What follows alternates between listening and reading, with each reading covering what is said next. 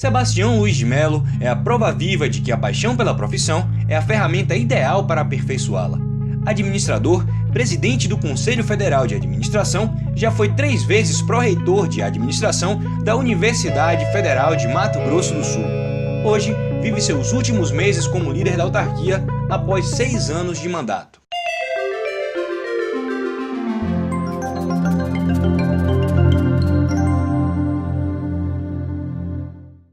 Olá, bem-vindo a mais uma ADM Entrevista. Hoje eu converso aqui com o presidente do Conselho Federal de Administração, Sebastião Luiz de Mello. Tudo bom, presidente? Tudo bem, muito bem. Eu queria começar fazendo uma pergunta que remete à sua história. O senhor é conselheiro federal pelo estado do Mato Grosso do Sul. E quando se fala o seu nome, as pessoas associam o seu nome ao seu estado. Mas o senhor, na verdade, é de São Paulo. Eu nasci em São Paulo. Nasci nos idos de 1954. Com 3 anos de idade, meus pais resolveram ir para a região agrícola do Grande Dourados. Lá compraram umas terras e nós viemos. Então, parte da minha infância foi na região do Grande Dourados. E lá, uma família, na época 9 irmãos, e depois veio a irmã caçula, chamada Lúcia. Fechamos uma família de 10 irmãos. Agora, o senhor chegou a Campo Grande ainda adolescente. Na verdade, eu estudei em Campo Grande e depois fui morar em Campo Grande. Eu estudei um pouco em cada lugar do Brasil, quase.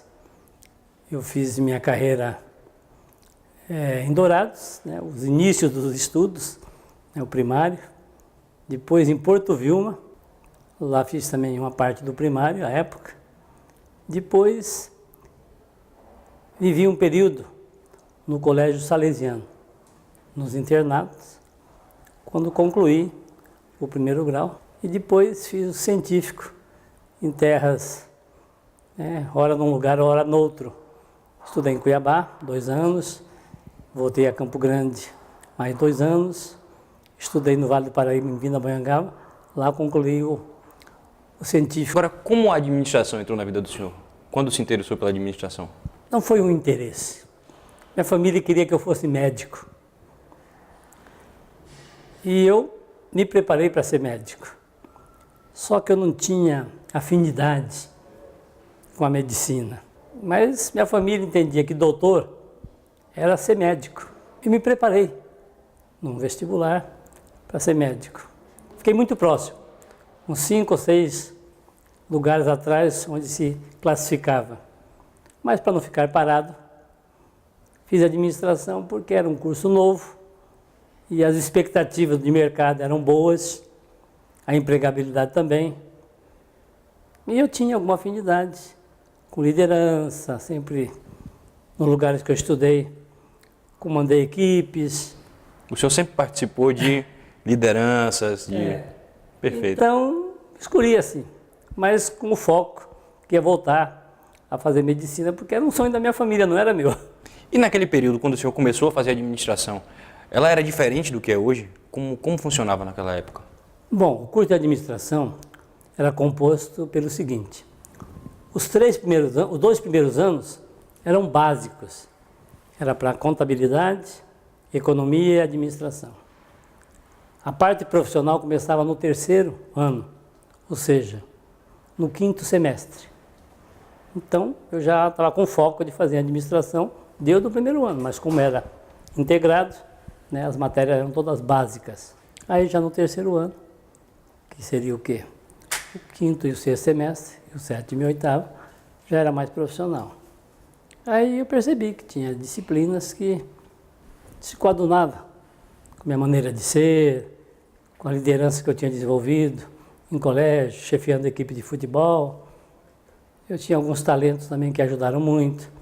Por incrível que pareça, eu era bom jogador de futebol, eu era bom jogador de quadra. Agora, toda essa experiência que o senhor teve em gestão nessa área também de esporte, ainda como estudante, ela se traduziu de alguma forma no início da sua vida profissional? Até hoje, né? Aí depois de formado, eu ingressei na universidade, que na época era estadual. Após a formação, o senhor ingressou na universidade? Durante o último ano meu de formação, eu participei de um processo seletivo e passei em segundo lugar. E compus um grupo de trabalho que era um grupo de reestruturação da universidade. E esse grupo depois, por questões políticas, se desentendeu com o pró-reitor da época de planejamento que chefiava. E coube a mim a conclusão desses trabalhos de alto nível, e aí me exigiu realmente um amadurecimento, um aprendizado, e eu tive que tirar coisas da cartola, que não estava nem preparado, porque houve esse desentendimento de equipe, e coube a mim concluir esses trabalhos, que custaram verdadeira fortuna para a universidade à época. Para você ter ideia de valores, eu ganhava 1.500 cruzeiros e os chefes das equipes ganhavam 12 mil. Você teve como que eu tive que aprender muito rápido essas coisas para concluir um trabalho de um alto nível científico. E o senhor chegou a ser pró-reitor? Ah, sim. Aí depois disso, eu saí para fazer um mestrado em administração universitária. A universidade ainda era estadual. Foi tipo como que um reconhecimento pelo que eu tinha feito para a universidade com esse trabalho, ainda no último ano meu de administração. E aí pude vivenciar um pouco a minha vida fora de casa, longe da mãe, né, no Rio Grande do Sul, e na Federal do Rio Grande do Sul. Eu comecei esses estudos, não cheguei a concluir o mestrado, mas fiz uma alta especialização em administração universitária. Naquele momento só tinham 2 cursos no país, um em Brasília e um no Rio Grande do Sul, e isso foi um pouco que a universidade me proporcionou de aprendizado.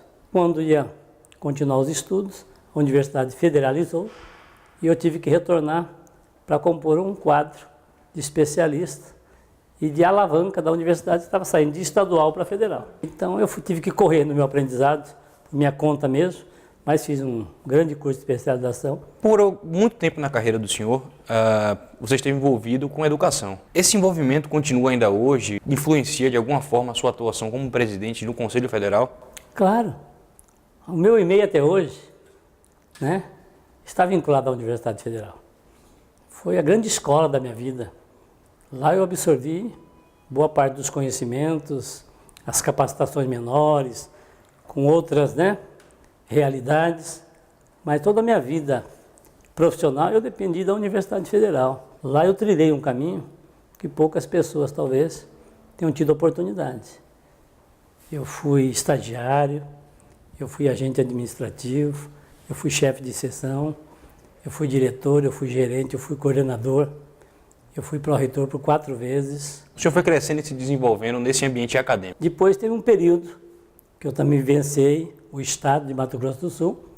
Fui convidado para ser o superintendente de modernização administrativa e recursos humanos. E depois trabalhei na prefeitura ainda, né, um período na Secretaria de Educação como assessor, e retornei à universidade e novamente fui convidado para ser pró-reitor de administração, e aí concluí 2 mandatos, deixando há muito pouco tempo a universidade como aposentado, né, no ano 2012.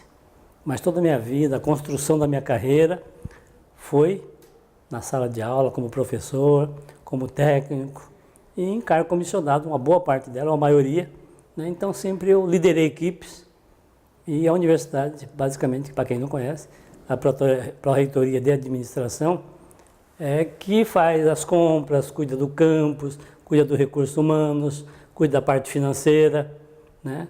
E cuida de toda a parte de manutenção. São mais de 500 servidores envolvidos, fora os terceirizados.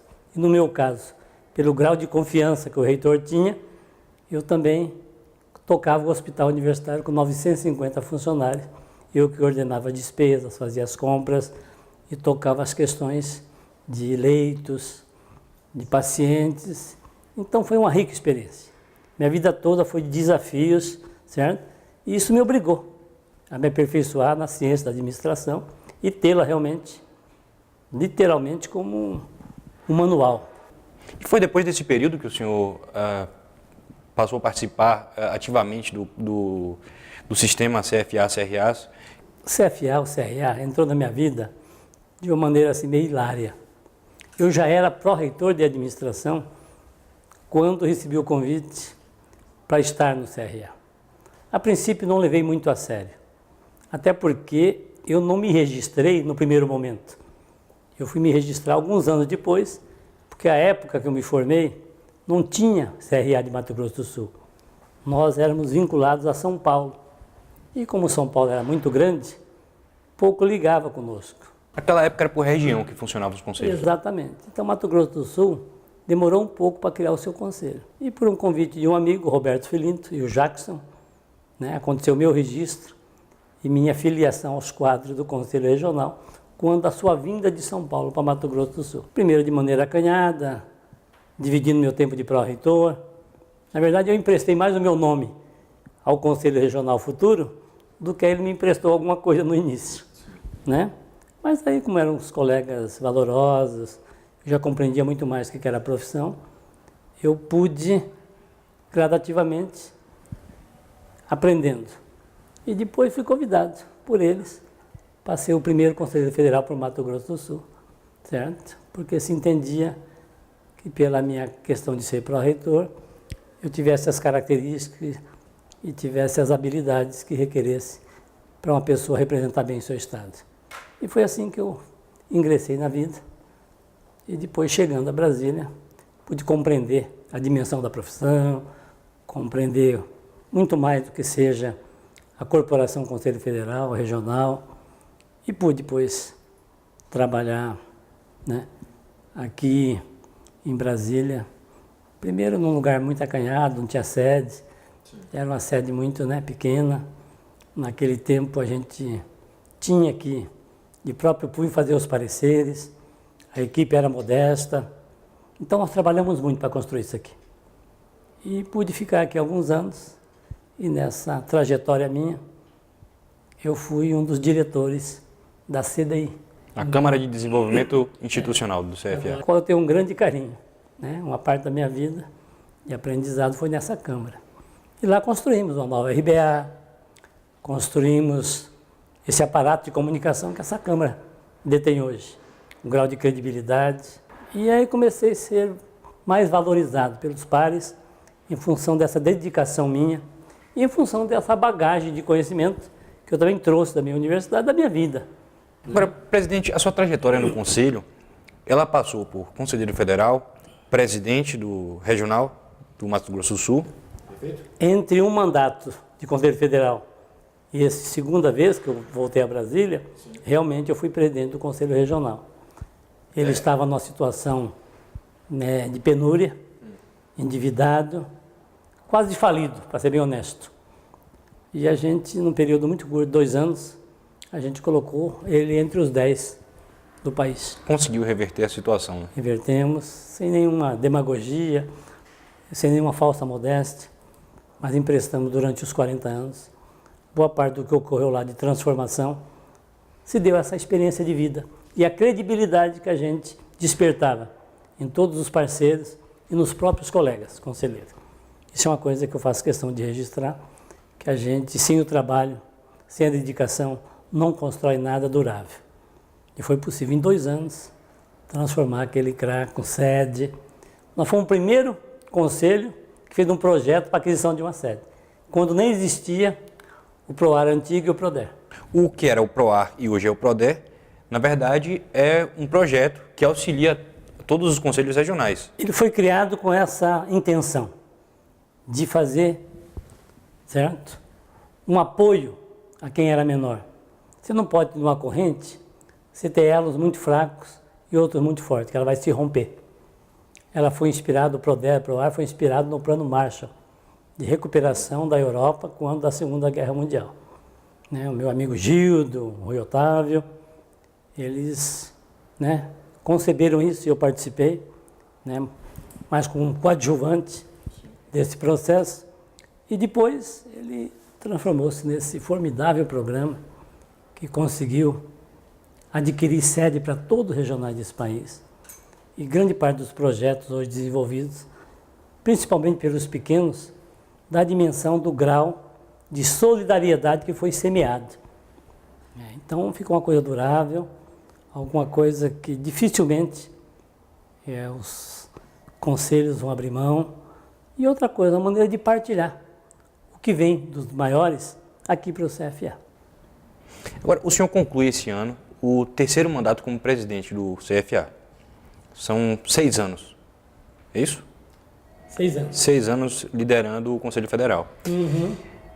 Como foi a chegada à presidência? O que o senhor esperava desse momento? Bom, na verdade, eu deveria ter sido presidente já anos anteriores. Eu tinha a confiança e votos suficientes para ser eleito presidente. Eu fui eleito vice-presidente em épocas anteriores por aclamação. Carrego no meu currículo essa pecha, essa rotulação de ser sido o único vice-presidente eleito por aclamação. Então eu tinha já essas condições de ser presidente à época.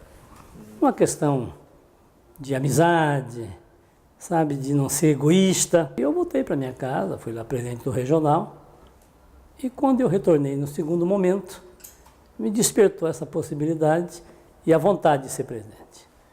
E aí, num processo de escolha, que na verdade ocorria como azarão, eu fui, graças a Deus, conduzido a isso, e porque realmente queria ser.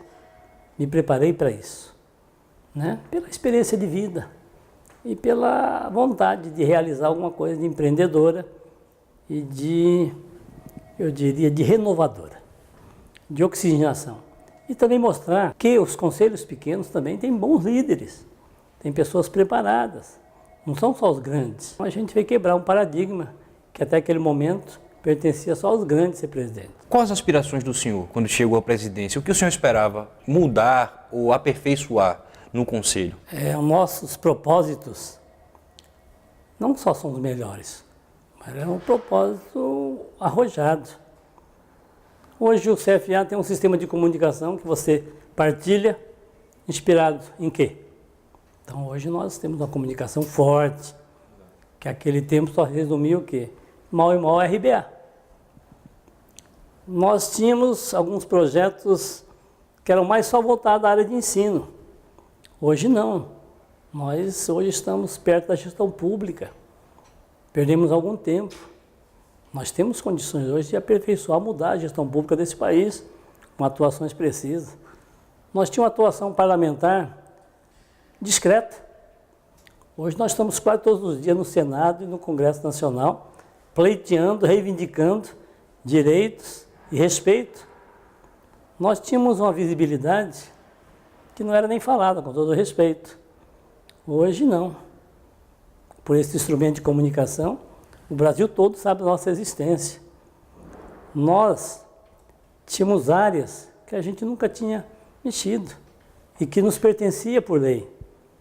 O PBLOG, né? Que é o Plano do Brasil de Infraestrutura Logística, né? Foi um projeto ousado. Era uma área que era tida pela nação como dos engenheiros. Nós viemos restabelecer a verdade das coisas. O CBA, que fizemos já 2 volumes, Recursos Humanos Código Brasileiro de Administração, né? E materiais de logística. E estamos fazendo agora mais 4 áreas, para mostrar que esses campos são privativos do administrador. Os pareceres que coloca o administrador no ciclo de gestão do Estado, que tenta colocar, vamos dizer assim, foi através de um parecer do Cretela. Nós encomendamos em São Paulo para um especialista. Agora, recentemente, outro parecer sobre factoring. Nós temos um risco. Os projetos de lei, particularmente, o que cria o cartório para que todo o produto científico, né, de conhecimento que saia desse país tenha assinatura do administrador. Os outros projetos de leis, né, que a gente inibe, a questão do tecnólogo, que hoje tem 4.000 cursos, como que hoje a gente está registrando? Então nós fomos pioneiros em muitas coisas. E nesses momentos, eu sempre estive entre os líderes desse conselho. Mesmo da construção dessa sede, eu era o vice-presidente do Conselho Federal. Então o nosso legado foi esse legado de trabalho, mas de enxergar um pouco na frente. A vida nossa do administrador em relação às micro e pequenas empresas, um curso aí de 120 horas, né, que desenvolve-se num semestre. Isso era coisa jamais pensada, né? E hoje é uma realidade. Já concluímos 5 estados e estamos fazendo mais 5. E para o ano, os demais estados, de forma que nós poderíamos estar aqui fazendo um corolário, né? A certificação, que é uma maneira diferente de ver, certo? O estudar contínuo, e não se prega só aquela questão do exame de proficiência, que faz no momento, não tem renovação e aquilo vale ilimitadamente esse conhecimento, que ele é renovável. Eu não posso ter um conhecimento de 20 anos atrás que não foi renovado, a própria administração está A certificação, inclusive, pode ser vista como um instrumento de reciclagem do administrador. Com certeza. É isso? A própria concepção dela prevê isso, a recertificação. Que depois aí de 4 anos, você tem que cumprir uma série de propósitos para poder ser recertificado. Diferentemente de um exame de proficiência, que você faz no momento e ele vale para o resto da vida. Não tem prazo de vencimento. Ele vale eternamente. Nós não podemos mais ver a questão das diretrizes curriculares, que agora estamos num processo, certo? De revisão, certo? Junto ao MEC e junto ao Conselho Nacional de Educação. E também, né, tentando unir a questão pública com a questão das diretrizes da 04, que não é só pública, era como um todo, mas houve, né, um ruído aí e houve eu diria, um esfacelamento da ciência. Ela não pode sofrer isso.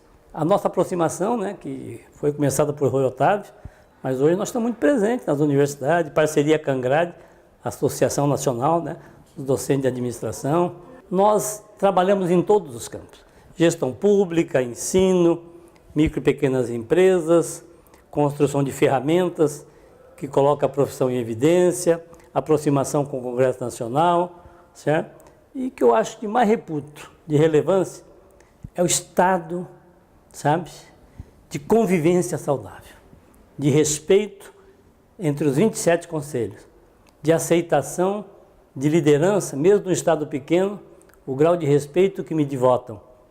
E aquilo que a gente representa de renovação e de uma pessoa comprometida pela profissão. Isso não tem dúvida.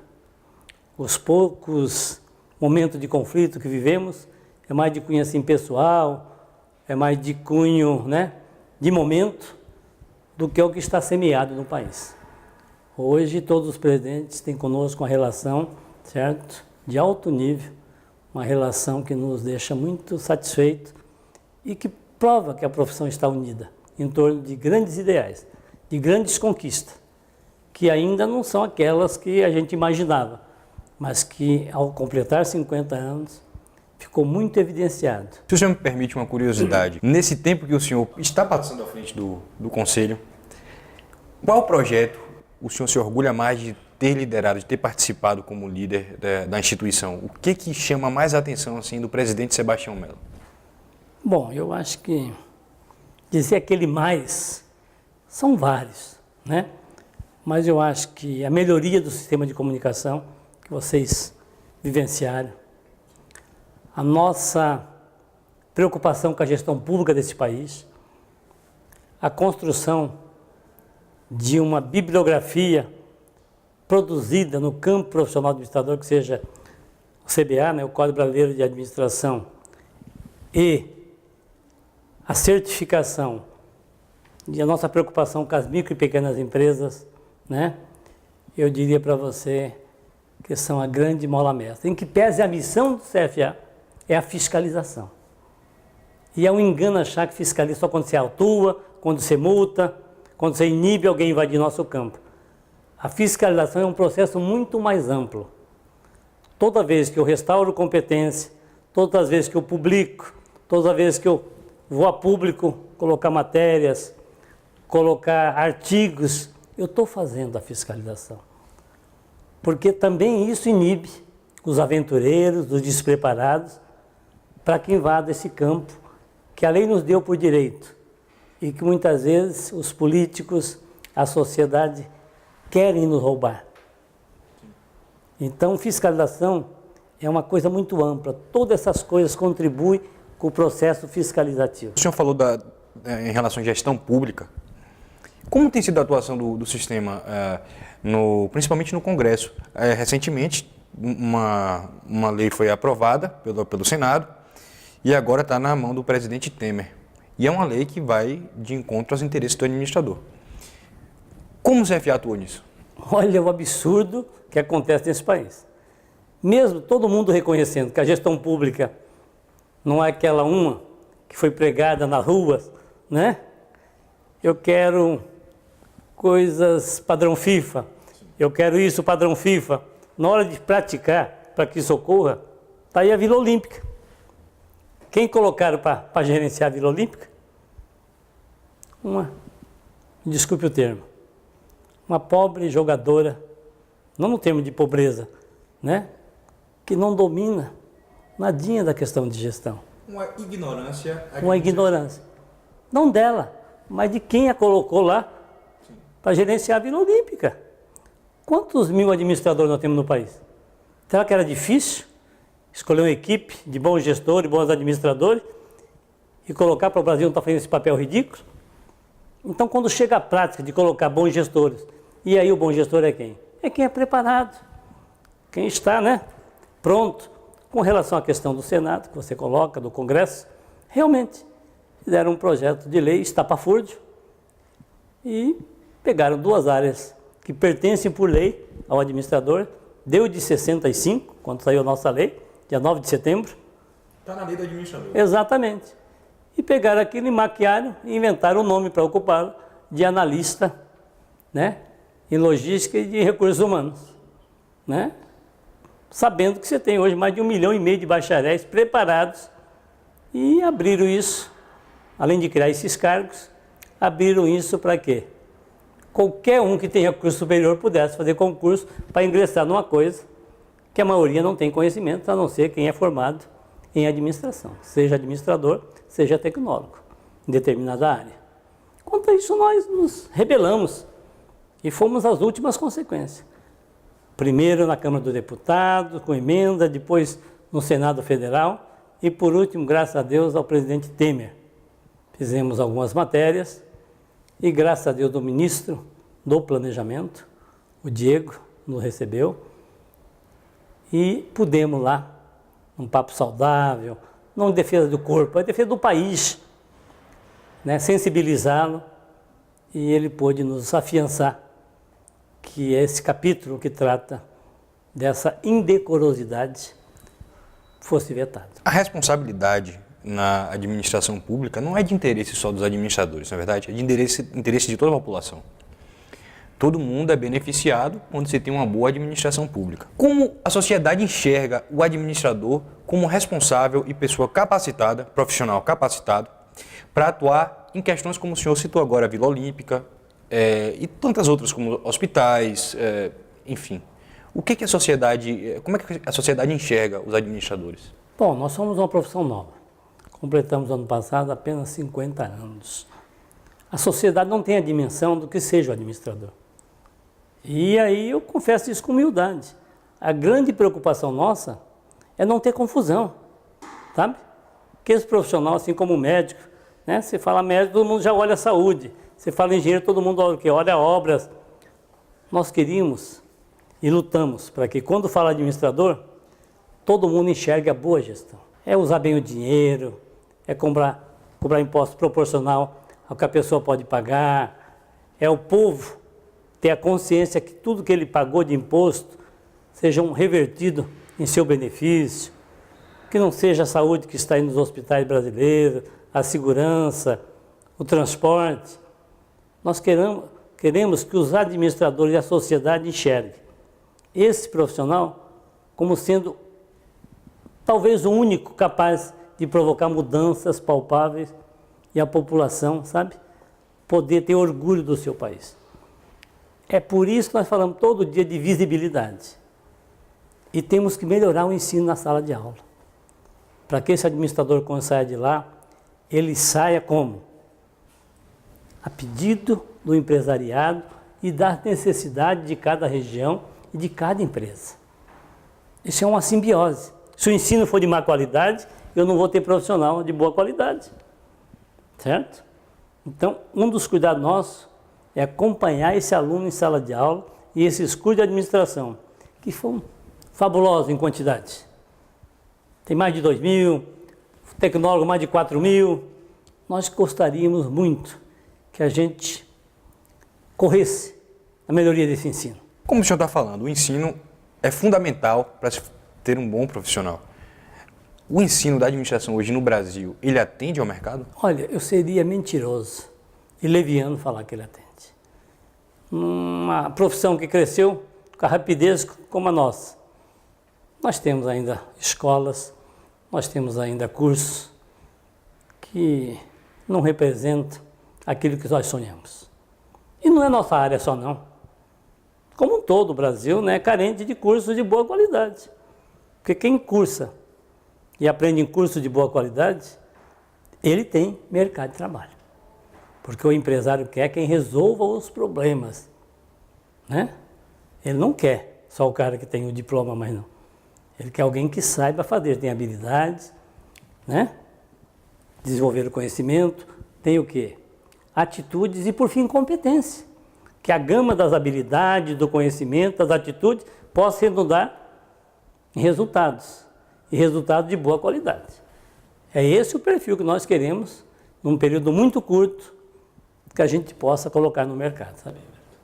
Agora, o senhor defende que o administrador ele pode contribuir muito com a sociedade? O senhor acredita nisso? De que maneira? Veja bem, agora mesmo, fizemos uma cartilha de finanças pessoais. Você imaginou se toda a população brasileira, né, tivesse noção, né, de como o dinheiro pode ser utilizado?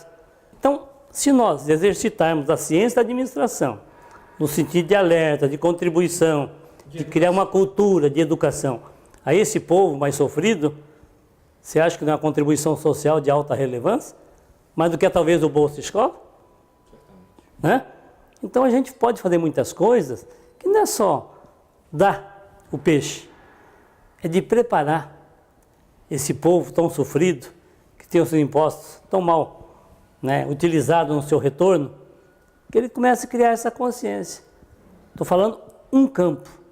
Se nós conseguíssemos colocar, né, a infraestrutura desse país a serviço do povo, se nós conseguíssemos, certo, verificar que o aparato de Estado, ele é muito oneroso. Hoje mesmo mandaram para mim um WhatsApp, vou fazer questão de contar a historinha. As causas trabalhistas desse país, se tudo der certo, elas custam cerca aí de 8 bilhões. Sabe quanto que é o aparato do Tribunal do Trabalho, dos tribunais do trabalho judiciário, para cuidar disso? Custam 17 bilhões. Para fazer toda essa parafernália burocrática, para fazer todo, né, esse aparato que se tem de processo, de tempo, de tudo, para, se tudo der certo, retornar a esse empregado que reivindica seus direitos em 8 bilhões, você gastar 17? Essa avaliação tem que ser feita em todos os setores. Qual o custo, né, desse país, dessa máquina, para os benefícios, para os resultados que ele provoca? Alguns são intangíveis, mas nesse caso aí é tangível até demais. E outra coisa, mais dessa mensagem que nos mandaram, que, sabe quanto esses irmãos nossos juízes ganham? Tem de férias? Ganham acima de 30 mil reais. Esses irmãos nossos, sabe? Tem creche, tem vale transporte, e aquele coitadinho que está lá reivindicando nos tribunais os seus direitos, não tem nada disso. Por que não fazemos junto essa reflexão? E por que não nos deixam administradores mostrar que é possível fazer esse tipo de trabalho com metade do recurso ou com um terço do recurso? Por que a gente não faz uma grande revolução, juntamente com os empresários, com os empreendedores, com os gestores? E aí eu acredito num país. Certo? Agora tem que mudar esse aparato de Estado que está aí. E não se faz aí cortando meia dúzia de cargos, extinguindo 2, 3 ministérios, ou 10. Se faz com a reflexão profunda nos aparatos de prestação de serviços que estão inchados, que não dão um trabalho de qualidade no retorno que a população merece, e também não tem a profissionalização. Agora voltando ao sistema. O senhor encerra o mandato agora em dezembro. Ainda continua no sistema? Bom, de imediato não, né? Continua aí, apoiando, ajudando, me colocando à disposição de maneira voluntária, né? Mas meu namoro, né, meu casamento com o sistema, ele é eterno. Ele não foi nesse momento porque eu sou presidente, não. Sempre que o sistema precisar de mim, eu vou estar disponível. Não digo que terei mais a pretensão de ser presidente, mas se convocado para servir, se convidado para servir, eu entender que eu tenho condições e possa, né, me reavaliando com humildade, puder melhorar, acrescentar, manter esse clima de harmonia que nós construímos, isso é uma coisa relevante. Acho que poucas vezes esse sistema conheceu tanta harmonia. Desculpa mais uma vez a falsa modéstia, mas o sistema hoje vive em harmonia, vive em comunhão. Se a gente for convocado e convidado para novamente estar e poder liderar, vai ser um grande orgulho. Mas de momento eu quero ficar mais como voluntário, como colaborador, como até consultor, né, dos meus amigos, dos meus irmãos, mas sempre de olho naquilo que está ocorrendo no país e contribuindo, seja lá onde eu estiver. Mas isso são votos eternos. O senhor é notoriamente um homem apaixonado pela administração. Isso percebe-se na sua atuação como presidente do Conselho. O senhor acredita que o sistema, assim como a administração no Brasil, enquanto profissão, precisa de homens apaixonados? Aquele que é apaixonado, mas é equilibrado e tem a razão, ele consegue produzir coisas. Se você não é apaixonado, eu acho que o resultado seu é pífio. Ele não motiva, ele não transmite confiança aos seus comandados. É preciso a cada dia você se renovar como pessoa. Ter humildade para repensar a sua vida. Mas você não pode, enquanto líder maior, não transmitir esse tipo de status quo a quem você lidera. Ontem mesmo, fiquei aqui até 8 da noite e conversamos com um grupo de administradores de Brasília. Um grupo bom, que o seu início era mais de 200 pessoas, pessoal preparado. Aí você pode aquilatar o que tem de colegas que pensam como a gente, preparados. Falta é encontrar uma maneira da gente se comunicar em todo o país. E grupo como aquele você pode ter não só um, dois, não. Ser 100, 200 no país. Então nós temos que começar a descobrir esses administradores e nós precisamos deles. Fica aqui uma convocação, um convite a todos e que a gente não tenha arrogância de ter feito tudo ou de achar que está no caminho totalmente correto. Muitas coisas têm que ser alteradas. E espero que quem me suceda tenha essa visão. Nem tudo foi feito e eu não estou deixando o conselho assim, mas estou deixando um conselho equilibrado, unido, que todos têm, né, uma meta, um ideal. Mas tem muito por se fazer ainda. Espero que quem me substitua tenha essa criatividade, esse processo, né, de vontade inovadora e também apaixonado, como bem disse. Eu acho que quem não é apaixonado é igual um casal, né? Quando não é apaixonado, as coisas vão esfriando e culmina com a separação. Se você não tiver esse processo simbiótico, esse namoro, essa paixão, né, isso aqui, e vocês vão até estranhar, né? Porque eu cobro todo mundo, eu vou em todo lugar, eu fico preocupado com as coisas acontecerem, eu fico preocupado com os prazos, mas sempre pensando em grande estilo, porque eu não abro mão de que nós somos uma categoria predestinada a comandar esse país. Eu só vou ficar satisfeito na hora que eu ver nos pontos estratégicos desse país pessoas profissionais preparadas, que possa retribuir para esse povo, né, parte daquilo que ele deu para esse país. É preciso que a ciência da administração possa melhorar a qualidade de vida do povo, possa o seu dinheiro de imposto traduzir em retorno, né, daquilo que ele espera, possamos produzir padrões FIFA em todos os segmentos, né, da cadeia da sociedade, e aí eu acho que o administrador estará cumprindo e a ciência da administração, né, ajudar possa a entregar estar ao povo aquilo que ele merece. Com certeza. Como dizia, né, o nosso guru, o Peter, né, que não existe país subdesenvolvido, existe país subadministrado. E eu partilho, né, com ele, o Peter Drucker, né, que é o nosso grande guru, de muitos pensamentos dele, mas sobretudo esse, eu acho que é um ponto de reflexão que deve nos acompanhar a vida toda, sabe? Para a gente encerrar a nossa entrevista, esse nosso bate-papo, eu queria que o senhor deixasse uma mensagem para os administradores e os estudantes de administração, futuros administradores, que nesse momento estão nos assistindo?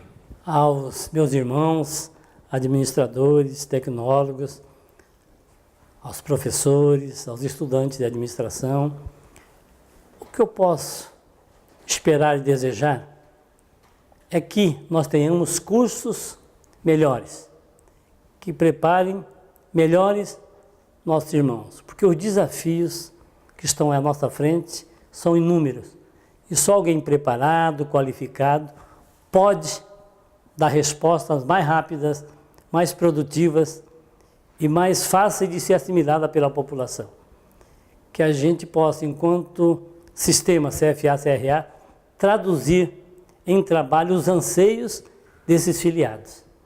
Que a gente possa ser realmente um sistema que traga oportunidade e esperança.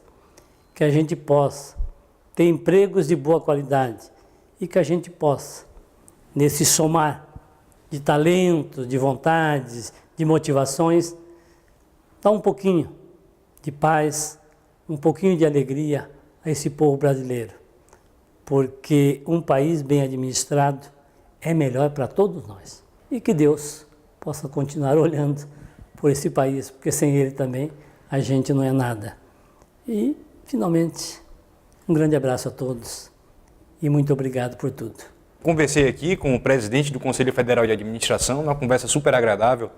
Sebastião Luiz de Mello, muito obrigado, presidente, pela sua presença e por estar aqui conosco nessa conversa muito rica a respeito do sistema e da profissão também, não é? E o ADM Entrevista fica por aqui e até a próxima.